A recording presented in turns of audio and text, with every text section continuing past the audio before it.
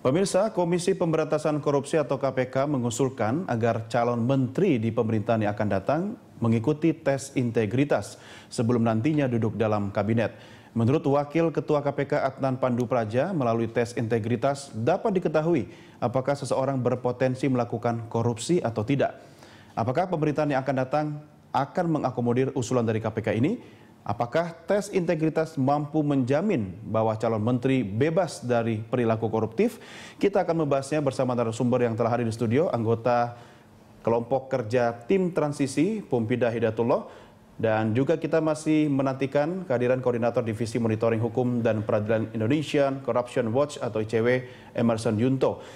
Dan kita juga seharusnya akan mencoba menghubungi Wakil Ketua KPK Adnan Pandu Praja melalui sambungan telepon. Mudah-mudahan bisa bergabung bersama kita. Bang Pumpida, terima kasih sudah hadir di Prime Time. Assalamualaikum warahmatullahi wabarakatuh. Waalaikumsalam. Bagaimana tuntutannya, katanya minta berapa miliar tuh? Pembicaraan bukan masalah. Oh, bukan itu. Malam ini. Urusan lain. Tapi kan kalau kita bicara integritas, ya, bagaimana ngukurnya? Inilah yang sulit sekali ya, yang sulit sekali. Artinya sebenarnya integritas itu akan teruji pada seseorang pada saat dia memang menduduki suatu posisi tertentu. Sudah punya kekuasaan ya? Nah, kalau masih belum teruji sebetulnya. Karena pada dasarnya begini, kan ada istilah bahwa power tends to corrupt. Kan? Yes. Itu kan istilahnya udah di mana-mana. Absolute power corrupt absolutely. Yeah. Tapi untungnya kita nggak ada yang absolute power kan tentunya. Tapi power tends to corrupt. Contoh aja, dulu kita mempunyai semacam paradigma lah ya, bahwa udahlah cari orang-orang yang berduit, yang sudah mapan begitu kan. Biar nggak korup gitu kan. Tapi ternyata nggak juga kan, nggak jamin juga. Iya. Terus ganti lagi paradigma baru. Iya. Paradigmanya cari akademisi, karena mereka cara berpikirnya itu juga nggak jamin juga ternyata.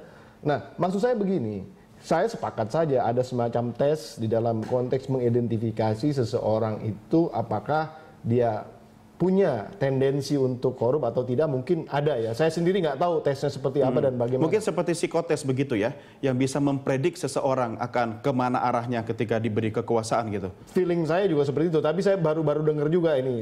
Tapi artinya begini, artinya nanti kalau tes itu kemudian dikatakan, semuanya bagus begitu kan, akhirnya masuk kan gitu kan. Terus kalau terjadi sesuatu akhirnya tes itu jadi gagal kan. Kan jadi kasihan juga KPK-nya, suatu badan yang sebenarnya harusnya mempunyai legitimasi yang sangat tinggi. Nah, karena pada dasarnya kalau saya pikir ya, orang pada saat belum tergoda itu mudah sekali bicara idealisme, bicara integritas. Artinya dengan kata lain, orang punya integritas saat sebelum punya jabatan. Nah, nanti nggak ada pejabat, kira-kira seperti itulah, kira-kira seperti itu. Tapi kan yang kita inginkan adalah pejabat yang punya integritas. Betul. Gitu kan. Dan yang kedua juga tidak semata-mata dia mempunyai integritas untuk dirinya. Mengukur integritas itu juga jangan cuman ini orang untuk dirinya bersih. Iya. Tapi ini yang akan dia masukin adalah suatu organisasi, birokrasi yang kita nggak tahu orang di dalamnya seperti apa, gitu kan? Yang orang ini juga mungkin pertama kali baru masuk ke dalam organisasi itu. Nah, untuk membersihkannya bagaimana? Untuk memobilisasi mereka supaya tidak korup bagaimana? Memberikan contoh mungkin bisa, tapi di dalam konteks memobilisasi dan memberikan induksi itu nggak mudah sekali ya. Nah, ini maksudnya poinnya. Artinya apakah tes itu sampai sejauh itu? Atau hanya tendensi saja? Kalau tendensi cukup dengan psikotes yang tadi disebutkan. Tapi kalau trennya lebih ke arah kemampuan dia untuk memobilisasi basis-basis anti korupsi, wah itu luar biasa sebenarnya. Ini memang hal yang harus kita tanyakan ke Pak Adnan Pandu Praja yang menggelontorkan ide tes integritas ini. Dan kita punya testimonial Pak Adnan dalam tayangan grafis berikut ini, di mana Adnan Pandu Praja mengatakan bahwa tes integritas penting dijalankan untuk mengetahui tingkat integritas calon menteri. Berintegritas adalah syarat mutlak untuk menjadi menteri. Setuju dong ya kalau berintegritas? Kalau syaratnya udah pasti. Tapi kan dia sebenarnya juga bisa dilihat dari track recordnya juga. Betul. Sebetulnya. Tapi lebih lanjut lagi, ini agak teknis nih kata Pak Adnan, diawali dengan tes integritas tertulis. Jadi mengukurnya pasti bisa nih kan, ada alat ukurnya di tangan seorang pakar. Akan diketahui apakah seseorang bakal korup atau tidak. Luar biasa ya. Ini psikolog atau penerawang ini. Tapi semangatnya boleh kita dukung dong. Intinya kalau memang ada suatu metodologi yang bisa mendeteksi lebih awal bahwa seseorang itu mempunyai basis-basis katakanlah tren untuk korup ataupun berbuat curang gitu, ya silakan. Tapi perlu dicatat. Ini persoalan pendidikan kita aja. Persoalan pendidikan kita. Siapa yang nggak pernah nyontek? Nah, ini, kan bingung juga Doni kan? Ini buka masa lalu saya nanti. Padahal selama sekolah saya nyontek melulu. Saya alhamdulillah saya nggak pernah nyontek dari kecil. Nah, begitu. Makanya apakah itu merupakan basis integritas? Karena itu juga basis sebenarnya tahan godaan sebenarnya. Iya. Kita kembali siap, ke personnya ya. Kita siap menerima nilai jelek dikarenakan memang tidak siap belajar gitu. Itu kan nilai-nilai yang tertanam dalam diri seseorang. Itu kan tumbuh dari lingkungan, dari. Betul. Iya kan? Betul.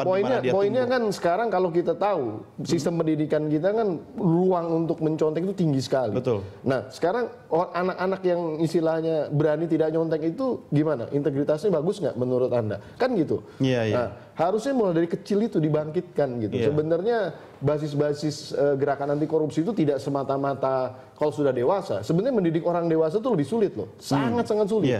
Karena mereka secara individu sudah terbentuk ya, mindsetnya, kemudian orientasinya, pengalamannya dan juga budaya yang mempengaruhi dia juga sudah terbentuk di situ. Jadi ya kadang-kadang memang dia nggak bisa keluar daripada lingkaran-lingkaran itu. Gitu. Kita bisa menilai seseorang dari track recordnya dan dari situlah tes integritas mungkin berawal.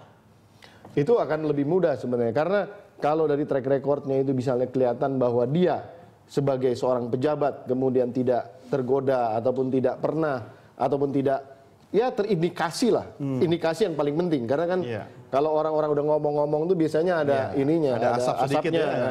Tapi kalau orang ngomonginnya baik tentang dia, kemungkinan besar orang itu baik gitu kan. Jadi nggak perlu tes-tes lagi gitu. Dan pada akhirnya, ini minta maaf ya, pada akhirnya kan sebenarnya bukan tes integritas ini yang memutuskan. Pemilihan menteri itu adalah hak prerogatif daripada presiden dan wakil presiden gitu. Jadi resiko untuk seseorang itu terpilih, mau yang korup mau yang tidak, resikonya sudah diambil oleh presiden dan wakil presiden sebetulnya. Tapi kan untuk mengurangi resiko yang akan ditanggung oleh presiden atas nama rakyat Indonesia, KPK memberikan sebuah solusi. Poin saya adalah sebenarnya hak prerogatif ini kalaupun mau, presiden harus melimpahkan ini ke KPK, itu poinnya sebenarnya. Artinya gimana? Teknisnya kan gimana? Kalau KPK mau uji integritas ini, yang menguji KPK. Jadi presiden harus memberikan ini. Misalnya, tapi kan Anda mau jadi menteri ya, sama Pak Jokowi dipanggil nih. Tapi tes dulu ya, semacam begitu. Titip dong CV saya. Tapi kira-kira begitu. Ini kan bukan berarti menyerahkan hak prerogatif presiden kepada KPK kan? Bukan, ujung-ujungnya tetap yang milih kan Pak Jokowi dan Pak JK sebetulnya. Tapi dalam konteks ininya sebenarnya kan risiko itu ada. Dan sebetulnya Pak Jokowi dan Pak JK juga mempunyai data-data yang orang nggak punya juga background daripada orang-orang. Pasti kan melibatkan nanti BIN, melibatkan yang lain-lain lah, informasi-informasi lain gitu. Tidak hanya KPK dalam hal ini. Jadi pertimbangannya tidak serta-merta tend to corrupt, tapi juga catatan-catatan di belakangnya. Dan persoalannya bukan hanya korupsi loh. Masalah hukum yang lain juga banyak yang bisa berpotensi menyebabkan bisa diukur dengan tes integritas nggak itu? Saya nggak tahu, makanya ini saya nggak tahu apakah ini integritas dalam total moralitas termasuk atau hanya khusus masalah korupsi. Tapi kan ada orang yang pernah membunuh misalnya, minta maaf nih saya nggak tahu, tapi kan nggak pernah ketahuan. Tapi kalau tesnya hanya untuk korupsi, dia nggak akan pernah kedetek dong. Dia pernah membunuh, misalnya gitu ya. Nah, itu tuh hal. Padahal kan sama-sama berbahayanya kalau misalnya ketahuan dia pernah melakukan sesuatu tindak pidana yang jahat seperti itu ya. Kita akan terus mencoba menghubungi Pak Adnan melalui telepon karena memang kalau hari Jumat ini kan agak-agak keramat kalau di KPK gitu kan. Karena kabarnya sih akan ada nama baru yang disebut terkait kasus korupsi. Gitu. Bukan, jangan dong. Nanti nggak ada yang bawa prime time gitu kan. Kita break dulu. Kita akan kembali sesaat lagi. Tetap bersama kami.